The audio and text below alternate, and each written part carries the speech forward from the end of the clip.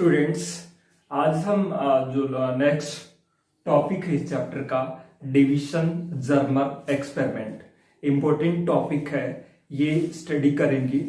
Division Germer experiment है, basically इसका जो मेन टारगेट था, जो ऑब्जेक्ट था, वो क्या था? Verification of the wave nature of the particle.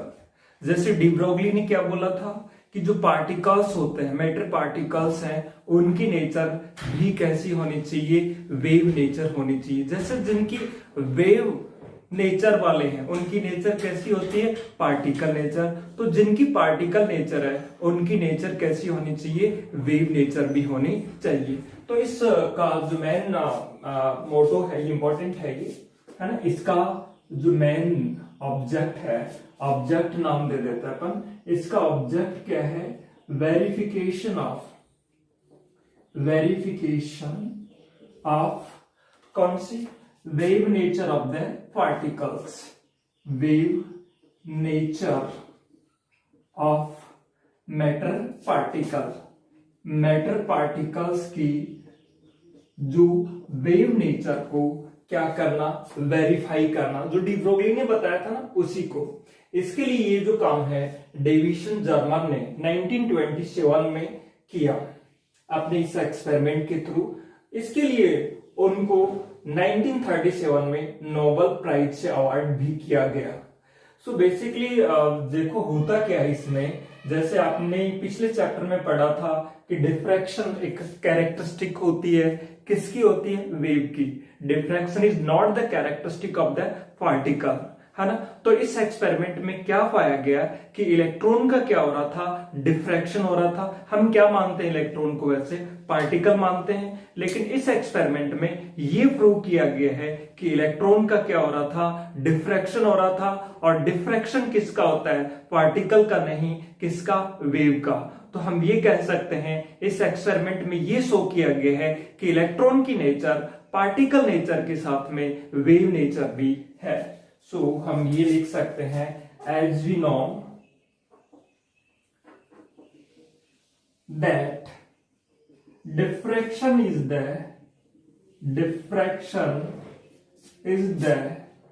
characteristic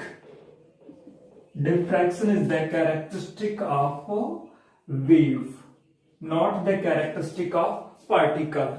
In this experiment, है ना, diffraction of electrons are observed, है ना। इलेक्ट्रॉन का डिफ्रैक्शन ऑब्जर्व किया गया। एक्सपेरिमेंटल सेटअप क्या था इसको जान लेते हैं, इसको बना लेते हैं, है ना। कई बार एग्जाम में पूछ लिया जाता है draw the diagram of division Germer experiment, है ना। तो यहां ये जो मैं बना रहा हूं ये क्या है? एक टंगस्टन का फिलामेंट है। जैसे इससे क्या फ्लो कराएंगे आप? करंट फ्लो कराने की वजह से ये क्या होगा? हीटेड होगा। और हीट होने के कारण थर्मो आयनिक एमिशन, देखो मैंने 4 एमिशन बताए थे। थर्मो आयनिक एमिशन का मतलब है हीटेड करने के कारण उनसे किसका एमिशन होना? इलेक्ट्रॉन्स का एमिशन होना। तो इस टंगस्टन फिलामेंट को, ये जो देख रहे हैं ये टंगस्टन फिलामेंट है, इसको यदि करंट सप्लाई किया जाएगा तो हीटिंग की वजह से यहां से किनका एमिशन होगा? इलेक्ट्रॉन्स का। ये जो देख रहे हैं आप, ये जो बना रहा हूं मैं, ये क्या है? इलेक्ट्रॉन गन का काम क्या होता है? गन का काम होता है इलेक्ट्रॉन्स को एक्सेलरेट कराना, यानी उनकी एनर्जी को इंक्रीज करना। इसमें जो देख रहे हैं ये जो लगे हुए हैं ये है डायफ्राम। डायफ्राम बेसिकली क्या होते हैं? डायफ्राम आप ये कह सकते हो एक तरह से नैरो पाइप की तरह से एज्यूम कर सकते हो। यहाँ क्या होता है? होल होता है, ताकि यहाँ जो इलेक्ट्रॉन्स एमिट हो रहे हैं वो इलेक्ट्रॉन्स यहां से पास कर जाए इसमें, है। यहाँ ये जो डायफ्राम है इसको रखा जाता है किस पर? हायर पोटेंशियल पर, है ना। किसके रेस्पेक्ट में? इस टंगस्टन फिलामेंट के रेस्पेक्ट में, यानी इसको रखा जाता है लोअर पोटेंशियल। नेगेटिव में लोअर पोटेंशियल के लिए लिख रहा हूं और पॉजिटिव में लिख रहा हूं हायर पोटेंशियल पे। जैसे यहां से इलेक्ट्रॉन्स आएंगे, वो इलेक्ट्रॉन्स आकर के इलेक्ट्रॉन बीम निकलेगी, वो यहाँ पे कौन सा पोटेंशियल है, हाइयर पोटेंशियल है ना। हाइयर पोटेंशियल के कारण वो इनको क्या करेगा, अट्रैक्ट करेगा, यानी उनकी एनर्जी को इंक्रीज करेगा। भाई नेगेटिव है और नेगेटिव को पॉजिटिव क्या करता है, अट्रैक्ट, यानी उनकी एक तरह से उनको एक्सेलरेट कराता है। एक्सेलरेट होने के बाद में ये इस तरह से निकलेंगे और सामने हम क्या रख देते हैं, एक निकल का क्रिस्टल। आप सोच रहे होंगे सर ये निकल का क्रिस्टल ही क्यों रखा, ये जो देख रहे हैं वो क्या है, निकल क्रिस्टल। क्यों निकल क्रिस्टल क्यों रखा, क्योंकि वे ऑप्टिक्स में, यानी इसी के पिछले चैप्टर में मैंने आपको बताया था डिफ्रैक्शन के लिए एक कंडीशन है।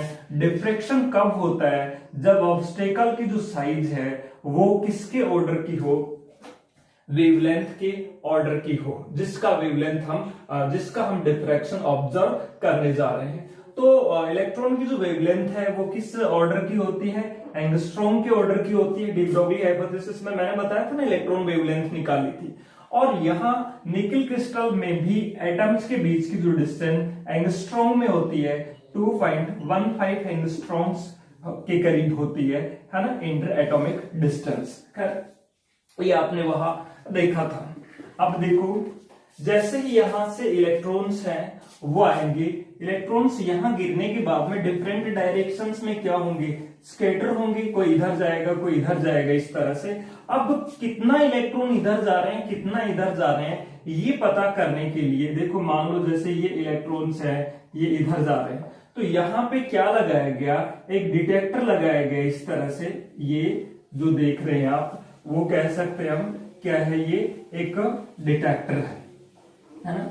ये आप कह रहे हैं ये एक डिटेक्टर है जो कि सर्कुलर स्केल पे इसको क्या कराया जा सकता है, मूव कराया जा सकता है इस तरह से। अब यहाँ पे एक ये जो लगा हुआ है, यहाँ एक आयोनाइजेशन चैम्बर है ना, ये है आयोनाइजेशन चैम्बर। इसको आप इस तरह से मूव करा सकते हैं, इस डिटेक्टर को इस तरह से, ये स्केल बनी हुई होती है इस तरह से है ना, इस तरह से ये स्केल, जिससे आप एंगल पता कर सके कि कितने एंगल पे इसको आपने क्या कराया है, मूव कराया है ना, इस तरह से ये। अच्छा, इसको बोला जाता है डिटेक्टर। यानी जैसे ही ये जो सल्फर डाई इस चेंबर में, आयोनाइजेशन चेंबर है, इसमें क्या फील होती है, सल्फर डाई ऑक्साइड गैस है ना। अच्छा, यहाँ इसका जो कनेक्शन है इस डिटेक्टर का, वो ये इस पूरे को ही वैसे डिटेक्टर बोलते हैं। इस आयोनाइजेशन चेंबर का जो कनेक्शन है आगे चल करके किससे होता है, आप कहेंगे एक गैल्वेनोमीटर कह दो या एक इलेक्ट्रोमीटर कह दो, उससे होता है। और ये किससे जुड़ा हुआ है, अर्थ से जुड़ा हुआ है इस तरह से। अच्छा, ये जो कह रहे हैं मैं इनके नेम लिख देता हूं, ये तो बात समझ में आ गई क्या है, निकल क्रिस्टल। और इसको हम, इस कंप्लीट को हम क्या बोलेंगे, इलेक्ट्रॉन गन। ये आपकी है इलेक्ट्रॉन गन। और ये जो देख रहे हैं ये है टंगस्टन फिलामेंट है ना।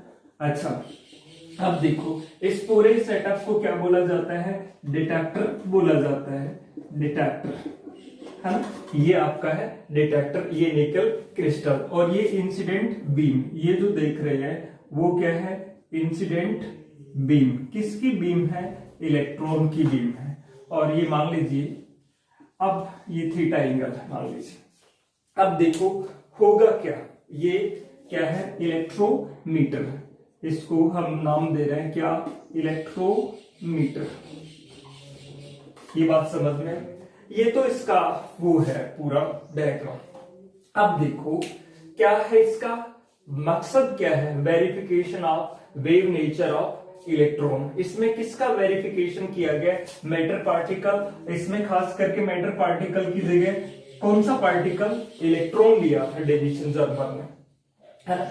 जैसे ही देखो टंगस्टन फिलामेंट को हीटेड के कारण है ना, थर्मोआयनिक एमिशन के कारण किनका एमिशन होगा, इलेक्ट्रॉन्स का। वो इलेक्ट्रॉन्स हैं वो यहां से निकलेंगे और यहां से निकलने के कारण यहाँ, अच्छा यहाँ का जो पोटेंशियल है, इसके बीच में जो वोल्टेज है कम ज्यादा करके हम उसकी इलेक्ट्रॉन्स की एनर्जी को कम ज्यादा कर सकते हैं। यहाँ जितना ज्यादा पोटेंशियल अप्लाई करेंगे उतनी ही एनर्जी क्या होगी, ज्यादा होगी, और इतना ही ज्यादा वो क्या होंगे, एक्सेलरेट होंगे यहाँ के पोटेंशियल से। यहाँ जो भी वी पोटेंशियल ये जो लगाओगे ना आप, यहाँ ये वी वोल्टेज अप्लाई करके इनके बीच में, इसके पोटेंशियल को आप क्या कर सकते हैं, कम ज्यादा।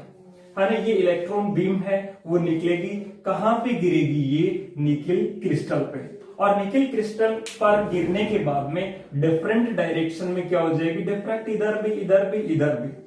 आपको ये देखना है इससे कि इसको मूव करा, ये क्या लगा हुआ है डिटेक्टर के साथ में, आयोनाइजेशन चैम्बर, जिसमें क्या फील्ड है, सल्फर डाइऑक्साइड गैस। आपको क्या करना है, इस डिटेक्टर को इस तरह से मूव कराना है, इधर ले आएंगे तो इधर वाले इलेक्ट्रॉन आएंगे इसके अंदर, इधर ले आएंगे तो इधर वाले इलेक्ट्रॉन्स इसके। ये कौन से इलेक्ट्रॉन्स की इंटेंसिटी को बताएगा, जो इसके अंदर आ जाएंगे, है ना। तो आप जैसे इसको सर्कुलर स्केल डिटेक्टर क्या है, इस तरह से सर्कुलरली इसको मूव कराया जा सकता है, मूवेबल डिटेक्टर है। तो मूव कराने पे आपको ये देखना है, उन्होंने क्या देखा, उन्होंने देखा एक एंगल पाया, और वो एंगल कितना था, उस एंगल की वैल्यू थी 50 डिग्री। 50 डिग्री एंगल पर जो इसके अंदर इलेक्ट्रॉन्स आ रहे थे उनकी नंबर क्या थी, मैक्सिमम थी। यानी यदि स्कैटरिंग एंगल कितना आया उनका 50 डिग्री, 50 डिग्री स्कैटरिंग एंगल पर इधर आने वाले जो स्कैटर्ड इलेक्ट्रॉन्स थे उनकी नंबर क्या थी, मैक्सिमम। कैसे पता लगा, ऐसे पता लगा जैसे यहां मैक्सिमम इलेक्ट्रॉन्स आएंगे तो सल्फर डाइऑक्साइड गैस का आयोनाइजेशन भी क्या होगा, ज्यादा होगा, और आयोनाइजेशन ज्यादा होगा तो यहां से वो आयंस जाएंगे तो इलेक्ट्रोमीटर में क्या फ्लो होगा, करंट। इलेक्ट्रोमीटर से करंट ज्यादा फ्लो हो रहा है तो हम कह सकते हैं इस एंगल पे आने वाले, यानी एंगल उन्होंने चेंज किया इस तरह से मूव करा करके, कितना एंगल पाया, 50 डिग्री। इस एंगल पर इलेक्ट्रॉन्स की जो इंटेंसिटी थी वो क्या थी, मैक्सिमम।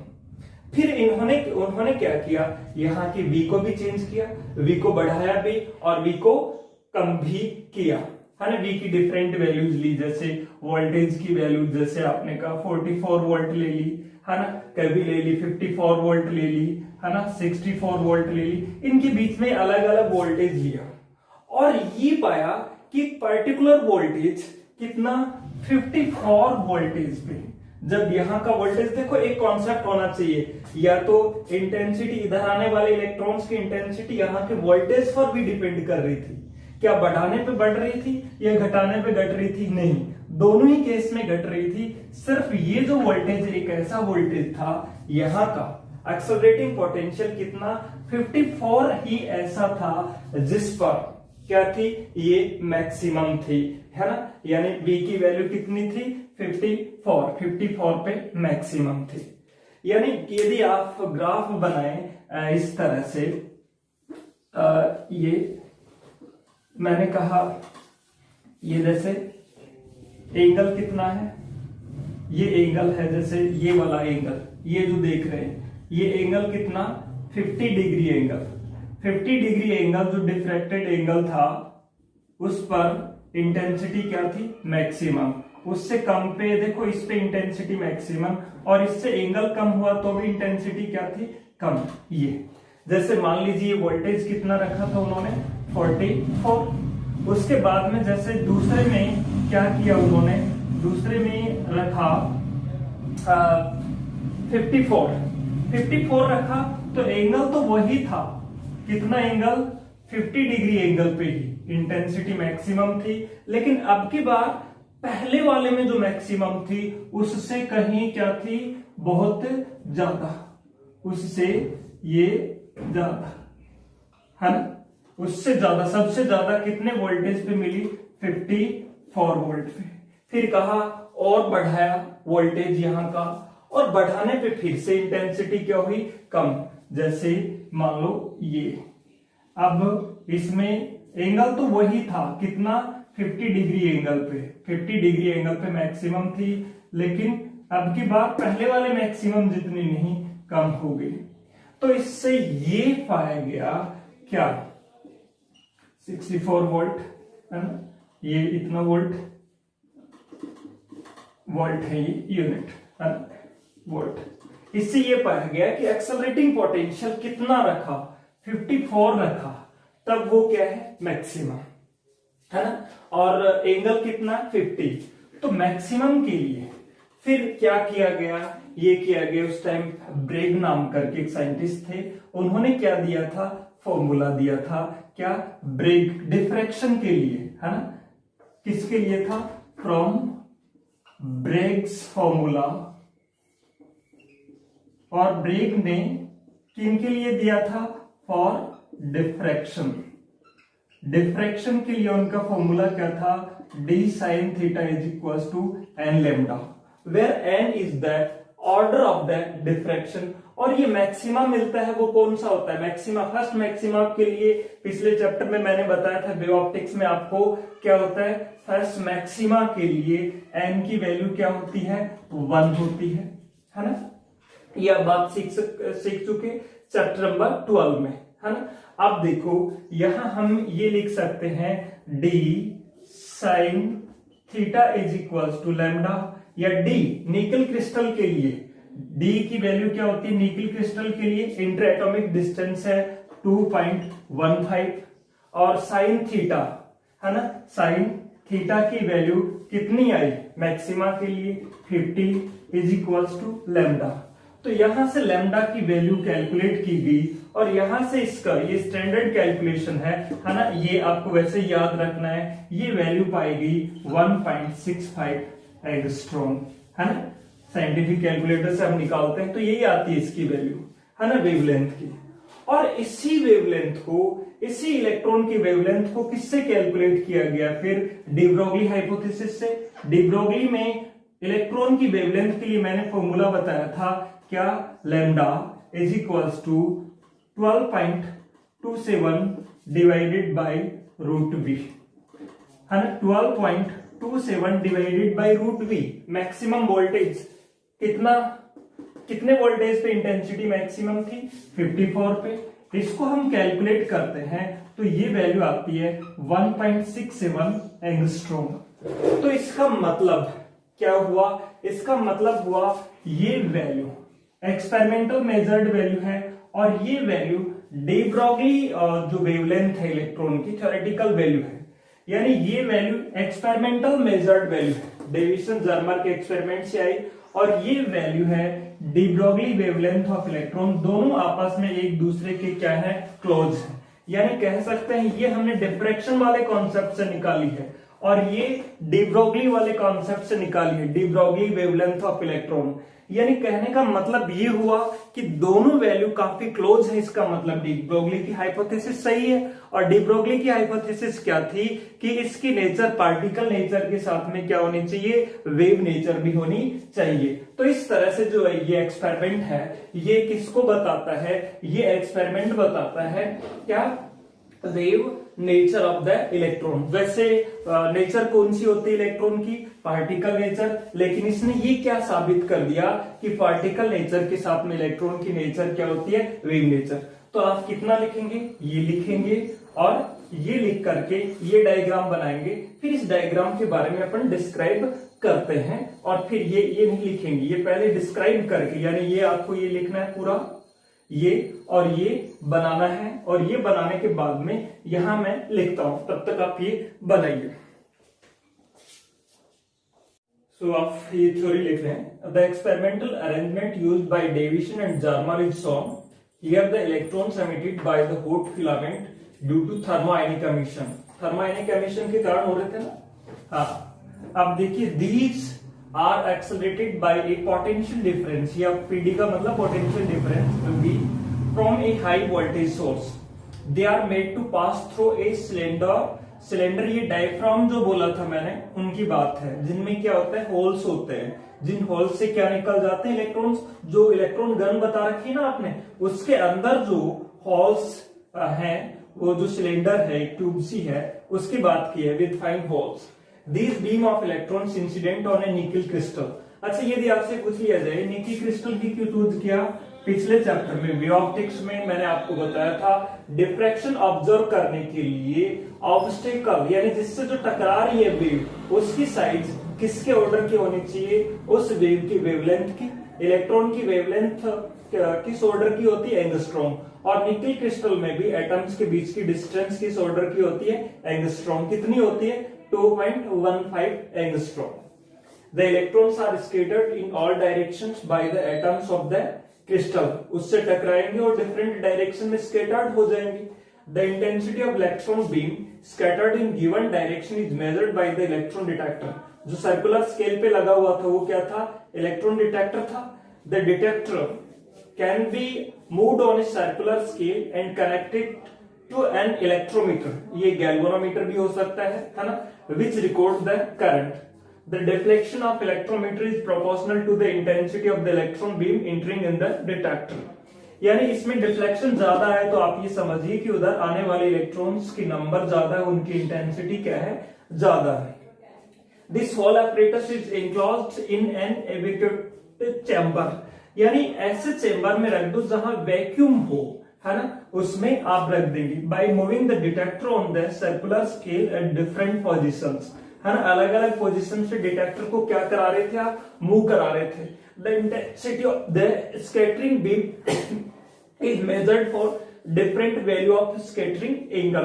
अलग अलग स्कैटरिंग एंगल पे कौन सा एंगल आया था मैक्सिमम के लिए, 50, and different accelerating voltage. The experiment was performed by varying the accelerating voltage.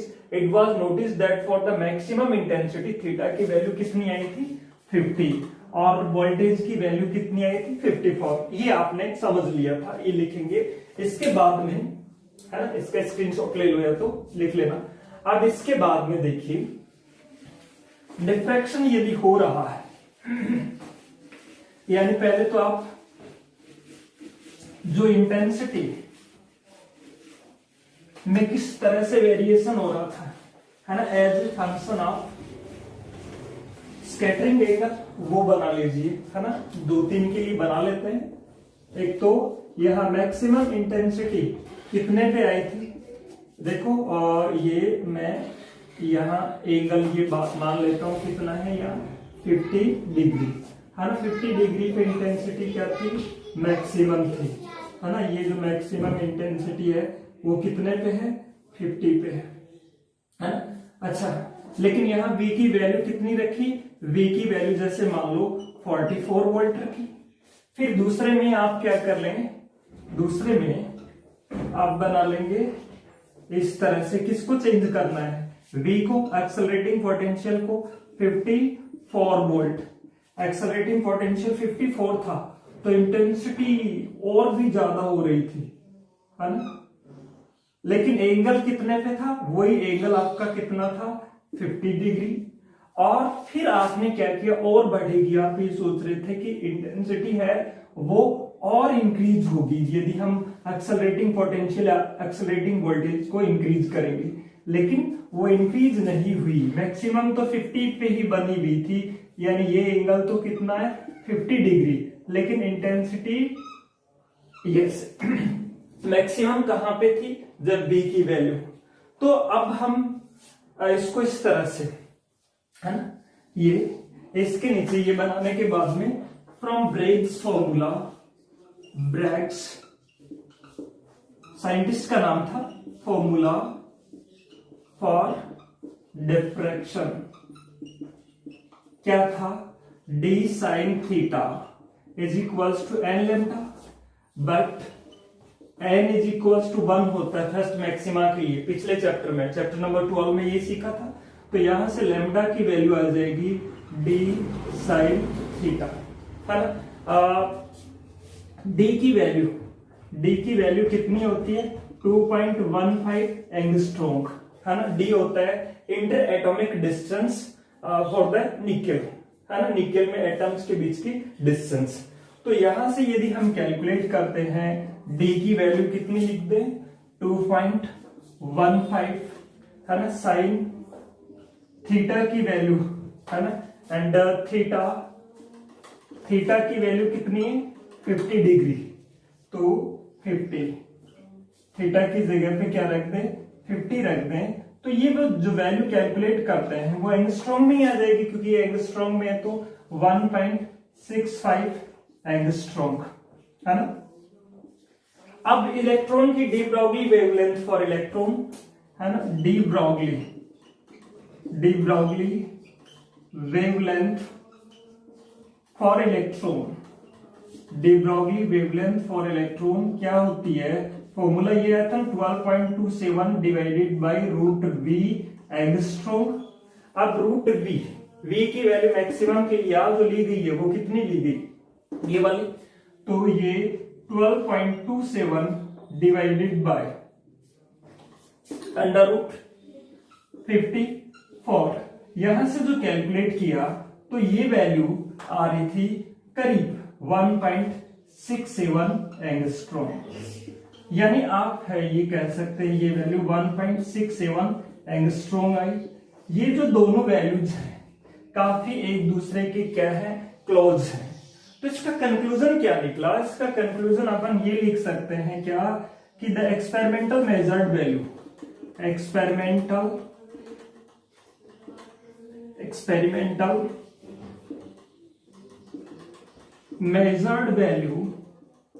measured value of the wavelength is very close to de Broglie wavelength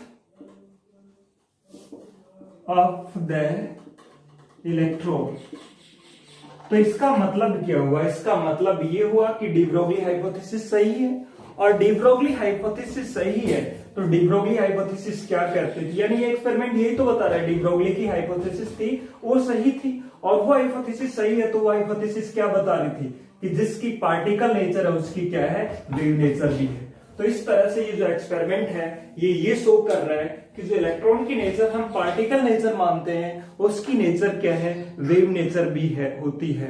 क्यों वेव नेचर नहीं होती तो उसका क्या नहीं होता, डिफ्रैक्शन। और डिफ्रैक्शन कैसे, क्योंकि ये जो वेवलेंथ हमने निकाली है ये कौन से कॉन्सेप्ट को काम में लेके निकाली है, डिफ्रैक्शन के, है ना, Bragg's formula for diffraction. Diffraction आपके पिछले चैप्टर में था। थैंक्स।